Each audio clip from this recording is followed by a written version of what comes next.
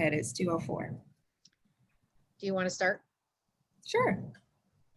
So welcome everyone. We're so excited to see you all here on our YPN check-in with financial development. We reached out and encouraged everybody to send us topics that were of interest for us to discuss as a group whenever we have these meetings monthly.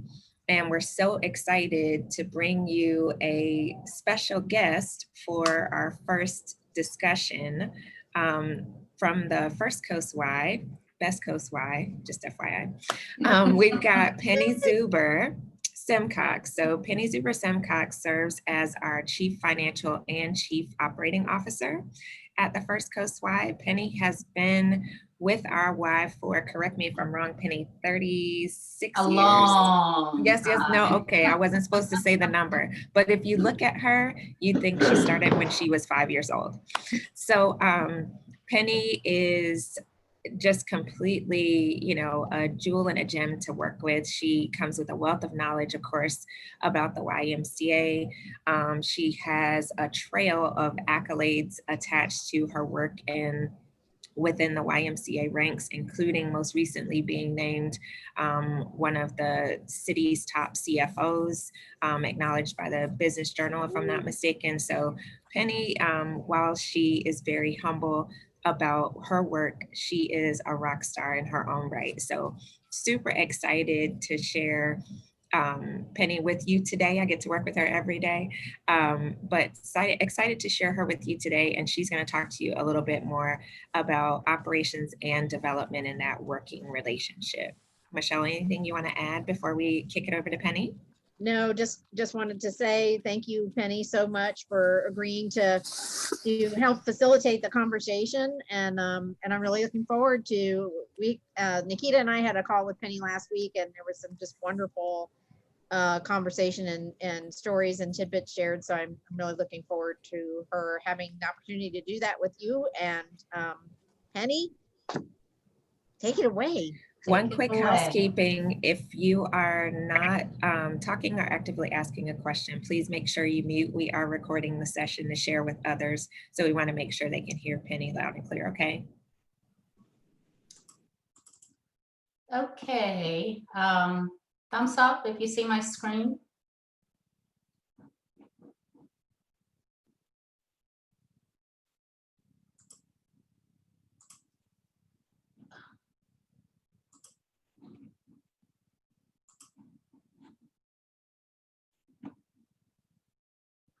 Okay, I think I lost you all there for a sec. Do you all see my screen?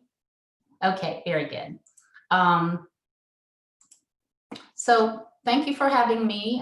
It's such a pleasure to spend time with fundraising folks. You are also very important to the work that we do in the Y. I want to start, let's see if okay, so just share with you my Y story. So we all have Y stories, right? So I grew up in the Philippines. My family moved here when I was a teenager. I was 16 actually. Went straight to college.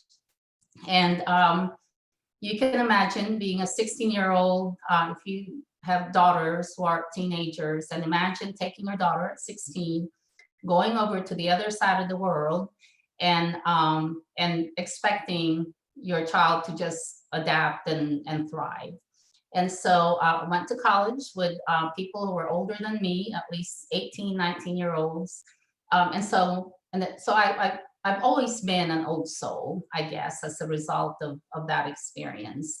In my junior year at UNF, I worked for the Y. I started working for the Y full-time as I was putting myself through college. And then a year later, so I went to work as an accounting assistant. A year later, the CFO moved to the Y in Louisville, and she recommended me to our CEO at that time, who said, sure, let's give her a chance. And my life story has been just people giving me chances after chances after chances and opening doors really to realize my full potential. And so for that, I'm grateful to the Y. I've been a CFO for 35 years or 36 years and worked for 4 different CEOs in the same association. And so I feel like I have worked for 4 different YMCAs, working for 4 different CEOs with their own management and leadership style and culture. And so I've had the benefit of gaining from that experience without having to uproot my family, because having to move to another country at a tender age of being a teenager, I made a pact, with myself that if I could, that I would want my children to grow up with the same friends from elementary to high school, and I've been able to do that thanks to the YMCA. So CFO for 36 years, and then the last 7 or 8, my current CEO, who most of you, if not all of you know, is Eric Mann. And shortly after he came to Jacksonville, he asked me if I wanted to be in operations, and I said yes. But I didn't know I was going to have to keep my CFO hat as well. And so the last 7 years that I've been involved in both finance and operations. And for those of you who work with your CFOs and you're in operations, I'm sure you've had some battles between ops and finance. And I will tell you that I go through the same thing, and I win every single time. So, so that's the beauty of having this dual role. So I want to talk to you today about fundraising, and most of you in the room, I think, are in the fund development department. So I'm not going to be telling you something you haven't already heard. And even those of you from the operations side of the YMCA, this is something that you have already heard. I was talking to Nikita and Michelle the other day, something you have heard from your mom and dad, but you kind of ignore it. And so today I'll repeat the same message, but pretend I'm your favorite Aunt Penny. And today you listen, hopefully. So there's a difference to me between fundraising and philanthropy. Fundraising is, the end result of what you do, which is to secure a gift. Philanthropy is more a way of life, if you will, for an organization. We are all facing a new paradigm of fundraising, especially with COVID-19. There's a declining donor base. The boomers are retiring and transferring their wealth to their offsprings. And then there are smaller dollar donors. So most of you, if not all of you, are familiar with the triangle of giving, where you have a lot of smaller gifts at the bottom and fewer larger gifts at the top. So all of that is changing. Like I said, fundraising is really more philanthropy. It's more than asking for money. It's very strategic. It's about sustaining and growing the organization, so we have a longer view instead of what we need this year, and to sustain our operations. It's about building relationships with those who understand and care about the YMCA. So in a word, it's a culture instead of a process. So whose job is it anyway, we ask. And those of you in operations, I'm sure you've heard, you've been asked, well, who's in charge of membership, right? Who's our membership director? Well, we all are. We're all in charge of membership. It's the same answer for fund development.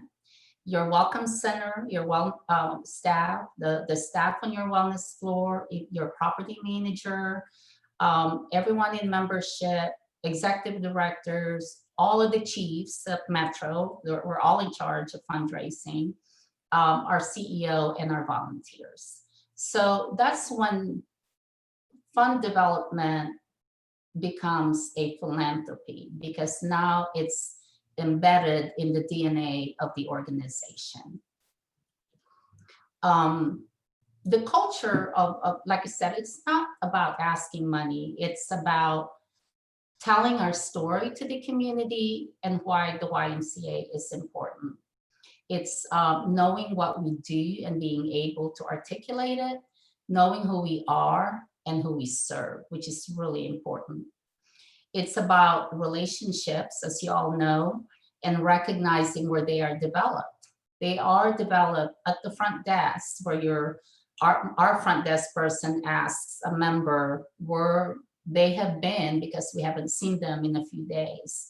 Or it's those connections that really paves the way for giving and commitment. And so if our front desk person understands that that action means a whole lot more than just being able to ask a member how they're doing, that's how we develop this culture of philanthropy. And then lastly, it's about collaboration between the operations team and the fund development team. It's not a process. Collaboration is not a process. It's not an endpoint, but it is a process that fosters an overall culture of philanthropy. So I can't, Nikita asked me the other day, talk about when I meet this shift, or when I realize that fundraising becomes a successful endeavor if operations and fund development teams work together. I think I can answer that by giving you a few more points. Building a culture of collaboration, it really is reaffirming from the metro side or the association side and from the branch side, a unified understanding of what we are about. So when we start in that place, that we are raising money for one purpose, a global purpose, I think that paves the way for collaboration to begin. Secondly, clearly defining how each branch efforts complement the overall effort of advancement.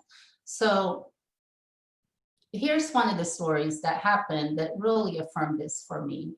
And Lenora, I'm so glad you're on the call, because you'll probably remember this. Marianne was an executive director at our Ponte Vedra Y, which is in a very affluent community. And this couple, who Marianne, Marianne's been cultivating the relationship with this couple, trying to get them to give to Ponte Vedra. Well, they said they love the Y, they love Marianne, they love Ponte Vedra, but they really want to support work with teens in under-resourced communities. So instead of Marianne saying, well, gosh, I don't have that at Ponte Vedra, Marianne took them to our Johnson YMCA, which is in Northwest Jacksonville, in an under-resourced community, where we were starting a teen program. I think at that time we probably had like 15 or 20 teenagers. So the couple went and asked our exec at the Johnson Y, what he needs in order to grow the program. And the exec said, well, we need a teen center. And so a few years, so they started supporting the operating costs. It's about $200,000 a year. A few years later, they supported a capital campaign where we built a brand new teen center, so that now we can serve more than 20 teenagers. So you all have heard about how fundraised dollars are fungible. So here's where this is important to us operators. Serving teens is an important program for the First Coast Y. And so the rest of the association would be supporting the operation of that teen center if this benefactor was not supporting it. So really very simply, by giving this couple an opportunity to support a different branch in the association, the rest of the branches are able to use that $200,000 in something else, whether it's to reach more, to provide more scholarship, or to do something to improve equipment, building, those kind of things. So fundraise dollars are fungible. The third thing is creating fair metrics that give credit where credit is due. We all know that part of your balanced scorecard is achieving your fundraising goals at your branches. And so creating a way that the execs get credit, even though the money that they raise doesn't show up in their income statement, is something that will further that collaboration. And then lastly, celebrating the victories as a collective group. We always celebrate, you know, we raised 50,000, 100, a million. We're always celebrating the dollars, but never the act or the behavior that led to the financial success.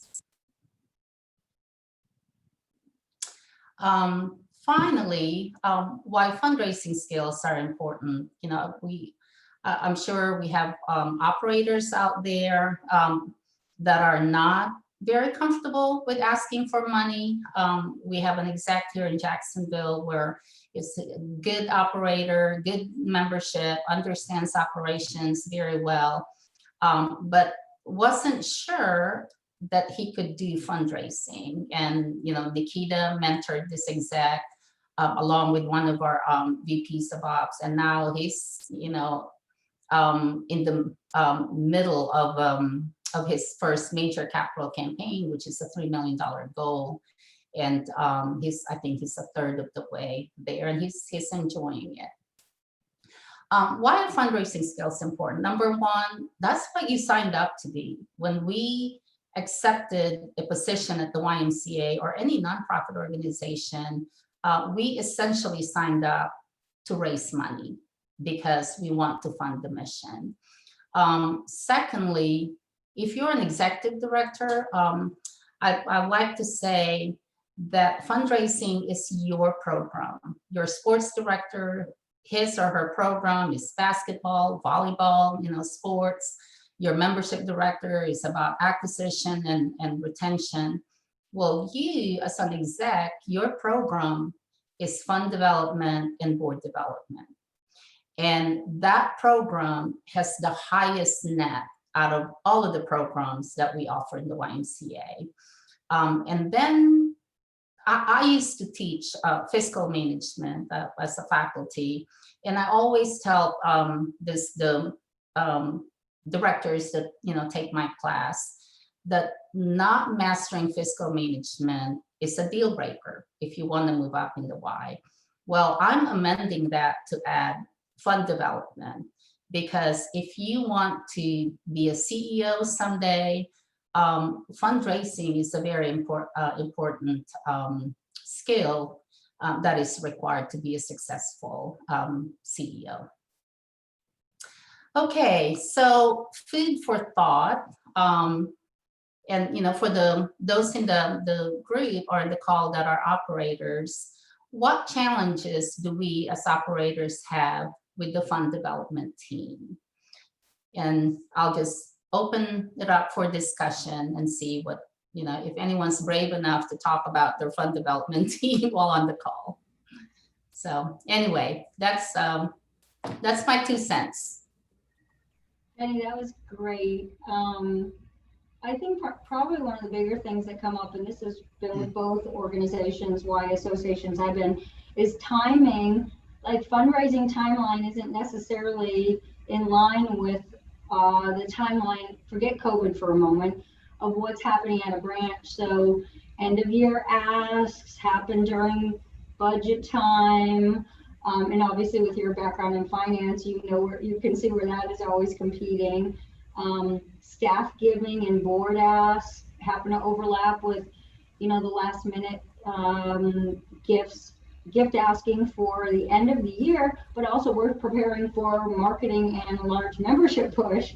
So there's often that whole timeline, events that we run like Spinorama, there are one or two big events that happen, and finding a way to get the best out of that fundraising at the right time for fundraising that doesn't compete with big activities or membership months or planning months at the Y is always tricky.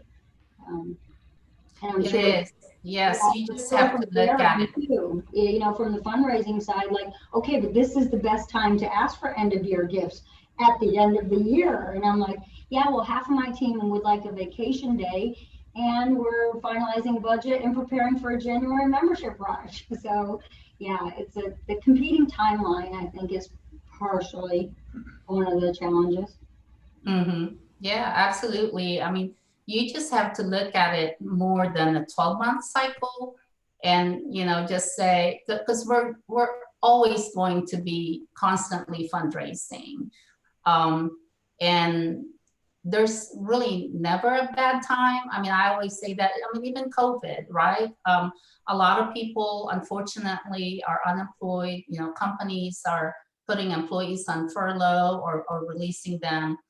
And yet, I would say that this period probably is the most successful fundraising period for a lot of organizations, because people want to give, right? All you have to do is ask. They really want to give.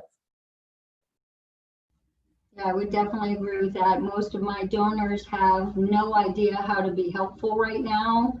And so the ones that have a checkbook are perfectly open to that. And I've gotten some last minute gifts of, hey, I'd really love to participate in this activity or that, but I can't. Where do I write the check? I mean, they really are they still want to be generous. And if it can't be with their time, then they are willing for it to be with their wallet right now in a way that I haven't seen in my years. Yeah, that's true.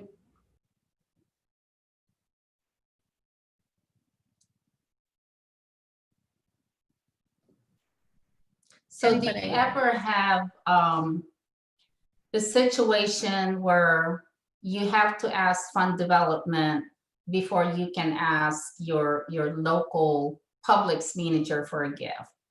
So do you ever have those kind of situations where, you know, they're telling you, if you're an operator, that you can't solicit so-and-so unless you get permission?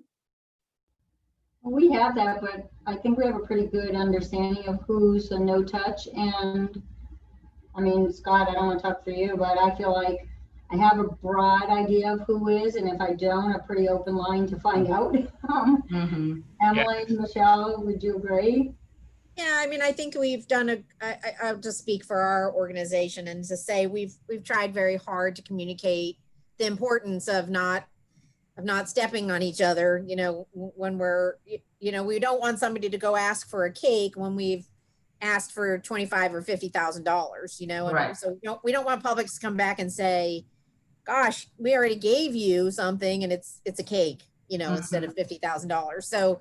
So, you know, I think we've tried hard to make sure that everybody who needs to know that in the organization really understands that there are some relationships, most relationships really we should be communicating with each other before we're making that kind of an approach. Yeah. Scott, were you going to say something? I was going to add on to Beth that, you know, follow up what Michelle said, that between Michelle and Emily, it's pretty clear, you know, we need to go to them first, or they make it clear to us who not to talk to because they're talking to them. So I think the communication is strong here in St. Pete with, you know, when it comes time to talk to somebody for money. And I also feel like that our entire philanthropy department has been open to, which I didn't see at my last Y. Look, you're the operator and you have a really good relationship with that person. So please foster it. If it gets above your pay grade with regards to philanthropy, we'll guide you or take the opportunity over. But there are a few relationships that I can think of, Sandy, Reggie via Power Design. I mean, there's a few that I think in many organizations, the philanthropy department will be like, okay, I take that.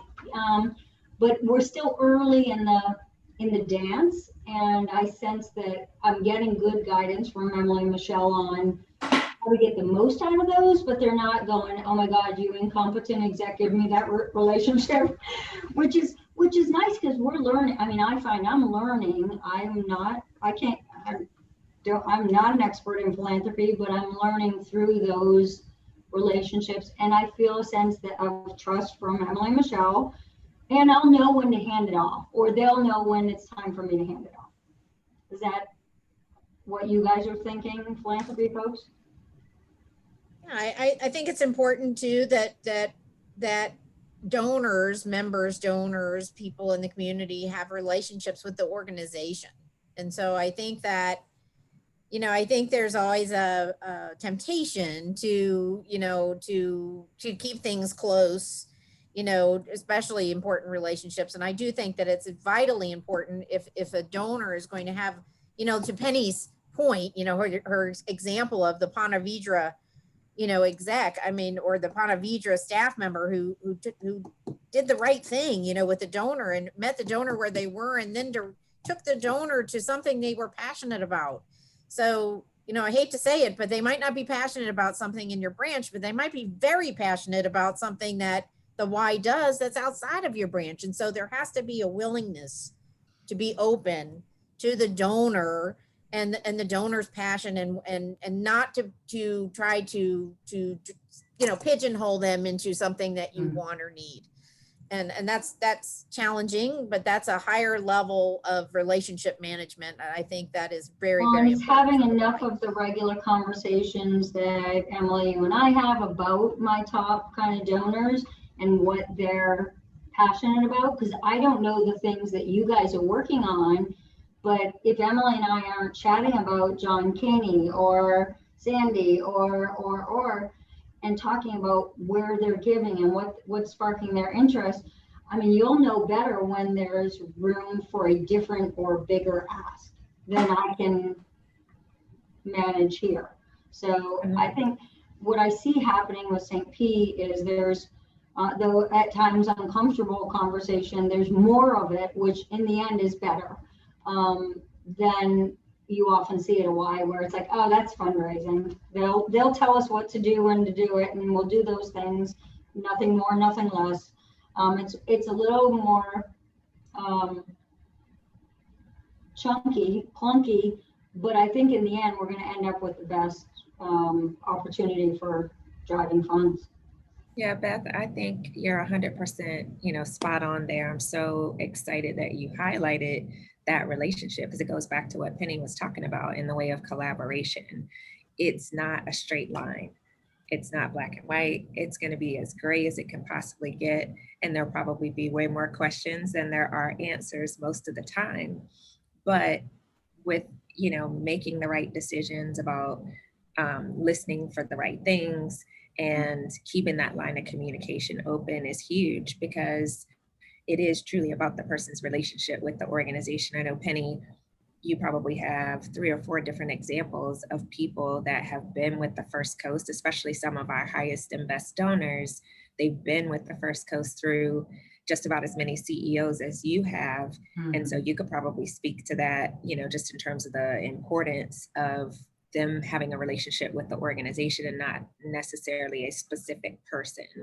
Yeah, that is so important. So we had our annual event last week where, you know, we honor our donors, and one of our donors been with us for over 30 years. You know, started out giving to the Y when my first CEO, Mr. Dye, was with you know, at that time the YMCA in Jacksonville, and this donor has continued to give regardless of who the CEO is of our organization. And because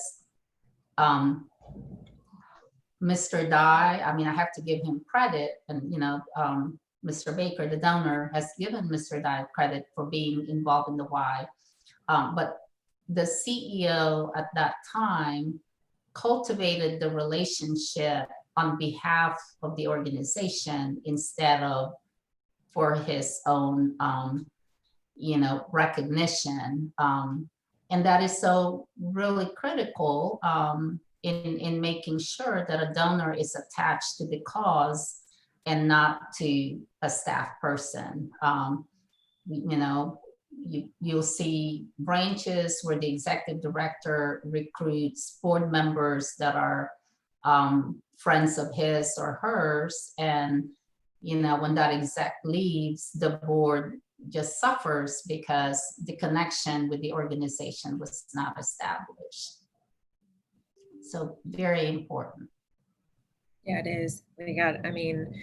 Yes, it does make the process, like you said, Beth, a bit more clunky, if you will, having a variety of people involved, but really it truly is for the best most of the time. Just because at least on the fundraising side of the house, we soundboard is what we call it with each other all the time. So we're constantly thinking about strategy to be intentional about outreach and conversations and how we connect with people. And so having you all as operators at the table with us, because you spend more time with these folks and because you know things that we don't know, that's an important discussion because it will help us formulate strategy. I liken it to being a doctor, right? So when you go to the doctor's office, you don't necessarily go in and tell them, well, gee, doc, I'm not feeling well, but I don't think I'm going to do what you say I should do because I know myself, I know my body, I can figure this out. Doctor's like, well, are you here, right? So same kind of concept, as operators, you're experts in your space. I'm not coming in anybody's branch trying to run a thing. Probably most people don't even want me in the branch because I don't know how to work anything.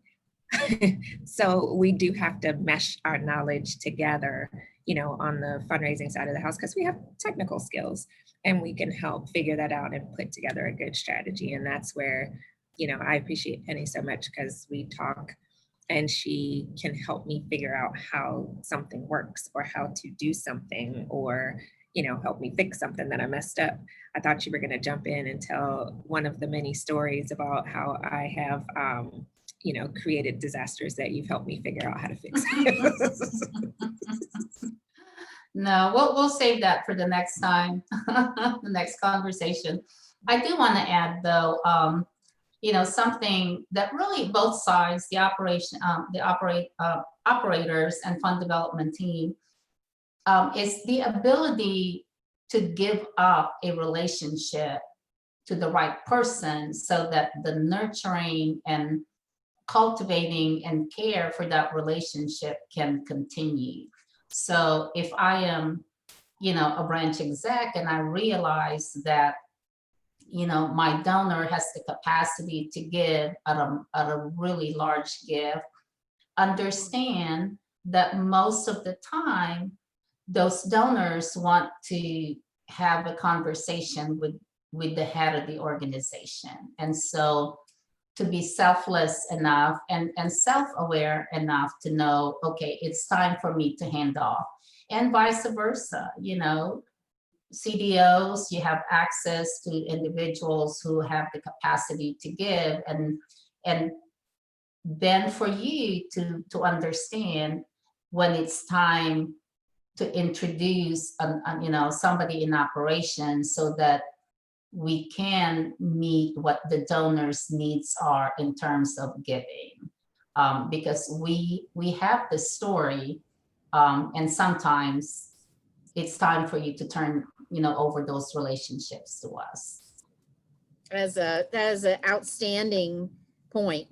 And it is incredibly important, and you may not think so, when you're having a conversation with somebody, but I will tell you that, and not at the Y, and I'm really setting the policies up for some of that activity at my YMCA because of my position. But I will tell you that in other nonprofit organizations where I've been on the staff, on the development staff, some of those are absolute.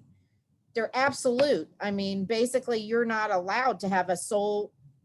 You're not allowed to go see a major donor without a program person or without an operations person or without another representative from the organization, because we all hear different things and we all notice different things, and we all, you know, it's to the donor's benefit and to the organization's benefit to have those kinds of conversations with multiple people. And so I wholeheartedly and I completely 1000% agree with that, because, you know, it's so interesting because Kieran Gable's on this call, and Kieran and I had a conversation with a prospect donor before everything turned upside down. Kieran's our director of healthy living, and she runs our Live Strong program, and she runs our diabetes program. Hi, Kieran. And we recently started a Parkinson's program at our YMCA. And we had an individual who was involved in those conversations who was very, very, he suffers from Parkinson's. And so he's very, very intent on having us start the program. Well, we met with he and his wife to talk about a gift to support that program, Kieran and myself and the donor and his wife. And it was a great conversation. And, you know, when Kieran and I touched base, we both heard different things. I mean, my lens is a development lens, a fundraising lens. And so I'm looking for cues from that perspective. And her lens is the program side, you know, of that and the relationship with him. So, you know, everything turns upside down, you know, and we're not running the program, you know, months go by, and Kieran calls me and basically says, you know, this donor wants to meet with me, you know, and what do you think? Karen, do you want to tell the rest of the story? Hi. Sure. I think Beth and Scott have heard, but basically we started the program back in a real limited way. And so then he was seeing me and he asked to meet with me, and the impression was clear that he wanted, you know, to support us in some way, because I think he was concerned, you know, he was enjoying the program and he wanted the programs to expand. And I knew that he wanted to do something, but we didn't know exactly what. So, so I did go in, I met him by myself, and I did go in prepared, as I've mentioned before. I'm sorry to be redundant to those people who've heard this, but with a budget in case he asked, of what it would cost for us to run a baseline program, an advanced level program, something a little larger, you know, and then we chatted, and, you know, I assured him that Y wasn't going anywhere, which I think was important, that we've around 150 years and all that stuff. And then he said, well, what will it take to keep these programs going? And I threw it out. I told Michelle, I asked for 10,000, and he got out his checkbook and he gave it to me. And then I thought, darn it, I should have asked for more. But that's the story of this process. Because if I had asked for less, he might have given me less. And then, you know, you just don't know. But I think it was the right number, and it was what he was willing to do. And he's still supporting us. In PS, for some reason, this program is bringing in people with more money, or I'm noticing that the people who are taking the class they definitely have money, whereas some of my other programs do not. So this may be something we have to continue to talk about, Michelle. So, but I want you all to hear what she said, and thank you, Karen, for Sure. sharing. But but I want you to hear, she is Karen. You're learning, you know, about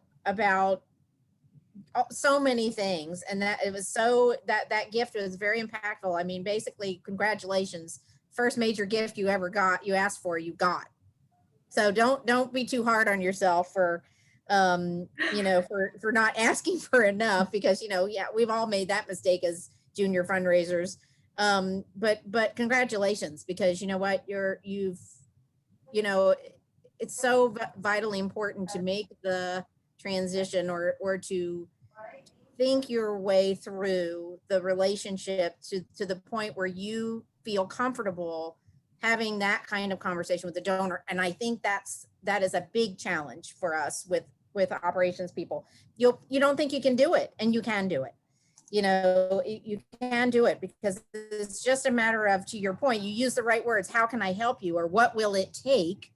If you're having the right conversation with the donor or the donor prospect, they're going to ask you. They're going to ask you, how can I help? I mean, Nikita will tell you that, you know, we can probably count on both hands how many times we've had to really ask a donor without a donor coming to us after the appropriate conversation and saying, how can I help you? Right. Because donors want to solve problems. 100% accurate. You know, Penny, I'd be interested in your, you know, chime in on that point too, because I think she's after a third C in her title. She's going to have my job soon if she keeps raising the money she's raising. I mean, she's kind of, you know, she's on a roll. So I wonder if you'd be willing to share with the group just kind of, you know, the spark and what happens for you, and knowing what the right conversation is to have and when to have it. Sure. Well, first of all, it's, you know, watching Karen tell the story about, you know, securing that $10,000 gift. I mean, it's exciting, you know, and if you're competitive, you know, you want to do that because of the thrill of it. I don't know which story you want me to tell, but I will tell two stories. One is, you know, securing a multi-year commitment from, you know, from a vendor who's become a good friend, and who I ask just every year, you know, gives a significant gift, but I go back every 12 months. You know, we've been, you know, started this efforts to secure multi-year gifts. And so when I met with him earlier this year, I just asked for a bigger amount, and also asked if he would, you know, commit to 3 years. And he said, sure. And then I thought, well, gosh, that's so easy. Who else can I ask? Who else can I go to and do that again? The other story I have is, you know, when you have a list of, you know, someday I'm going to do that. Well, I'm eyeing a large gift from this donor, who I will not name, but a very prominent, you know, individual in Jacksonville. And you probably have donors that really require a lot of attention. And that's this donor. You know, I worked on a small project, which is to renovate a park. And, you know, it wasn't, I mean, it was probably about a $50,000 project, and it involved buying everything from benches and tables to trash cans. And this donor was very, very involved and attached to the outcome of her gift, that down to the details of what color the trash can is and where it's going to be placed. And I just did it, you know. It's just one of those things that you don't even think about it. You just say, okay, this is part of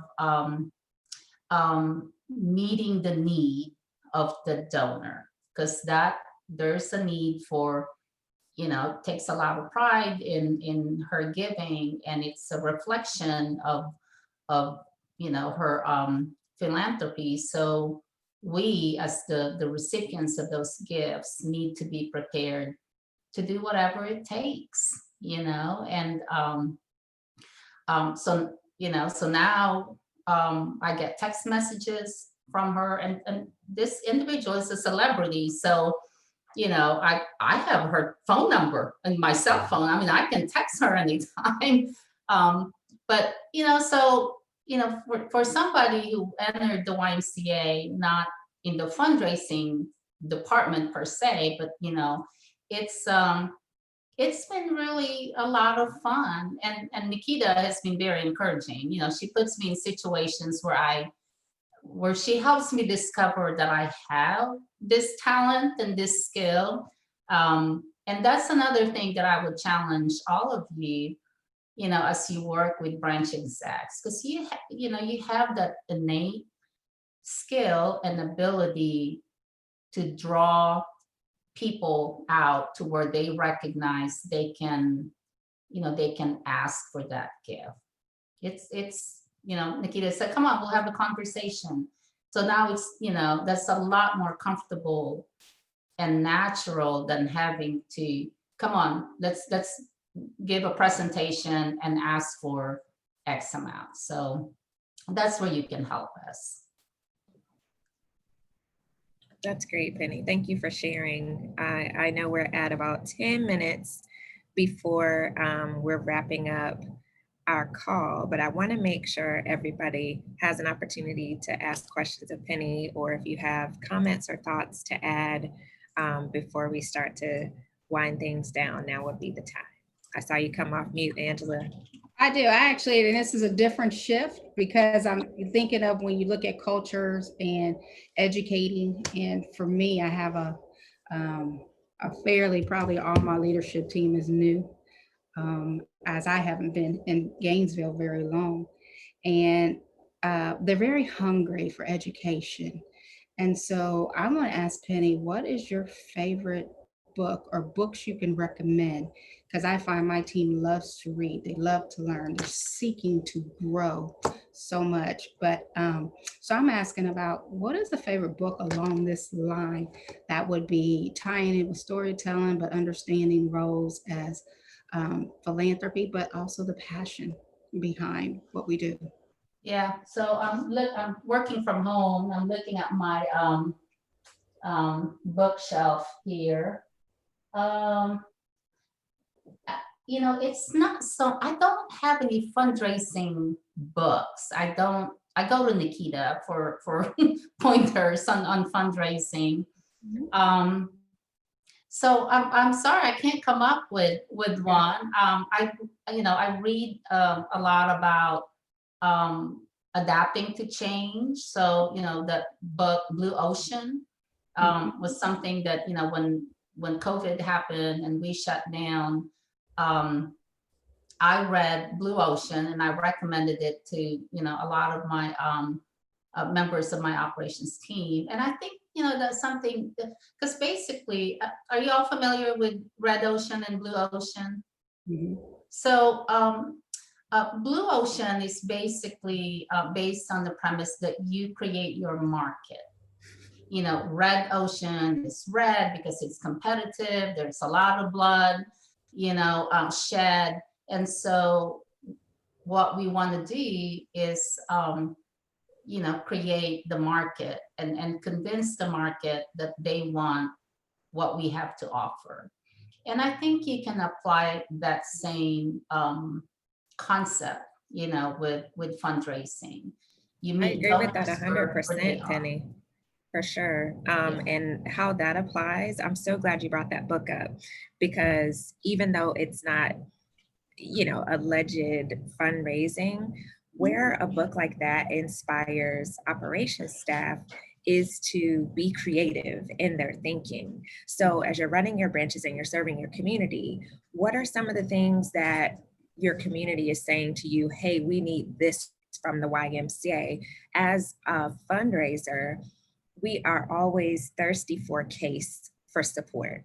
What is it that you're doing? And I say it all the time ad nauseum, we're not the what creators in the fundraising seat, right? So by Penny asking her operations team to read a book like that, it gives them the permission to be creative, to think outside the box about what things they're going to do in their community. And what does it do for us as fundraisers? It gives us content, because we always need that. We always need to be able to share what you all are doing and why it's important and why it makes sense.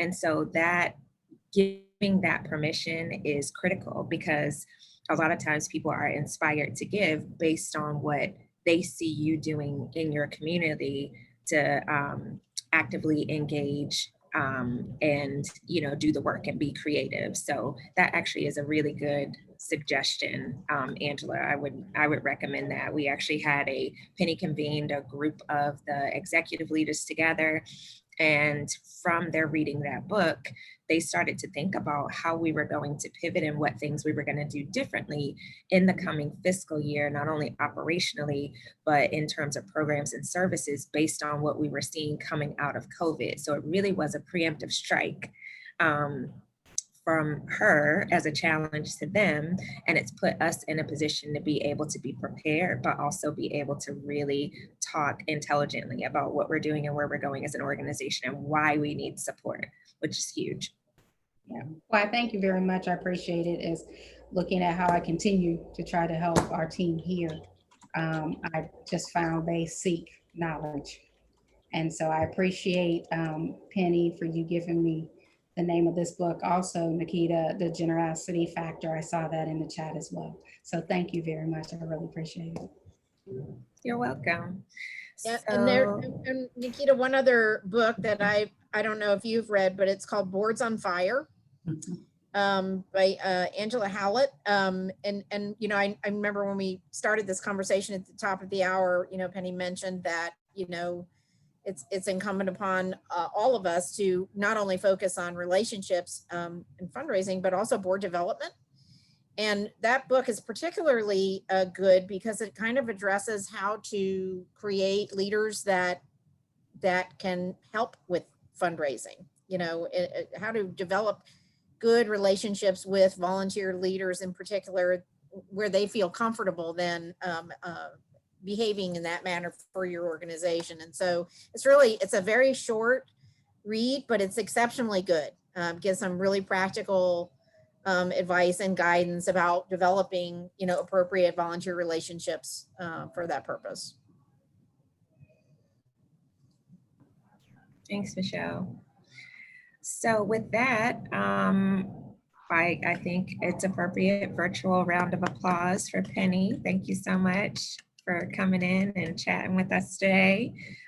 Super excited we were able to record this so we can share it out. And I would encourage all of you, for anyone that you invited that maybe wasn't able to make it today, it'd be great to send this out and have everybody watch it, because it's good topic of conversation. We really do need to work together for the good of our organizations. And, you know, it all starts with trust, and you have to spend time with each other and open those lines of communication. But there are certain things that you hear differently when they're coming from a different source. So thank you again, Penny. We appreciate you. If there's not anything else that any of you need or want to talk about, we'll let Penny go. And we only have 3 minutes anyhow. So if you're ready to wrap it up, Michelle, what do you think? Yes. Merry Christmas, everyone. Thank you, All everyone. right. Thanks for having Happiest me. of holidays. Bye. Merry Christmas. Bye, Bye. Thank guys. you. Thank you.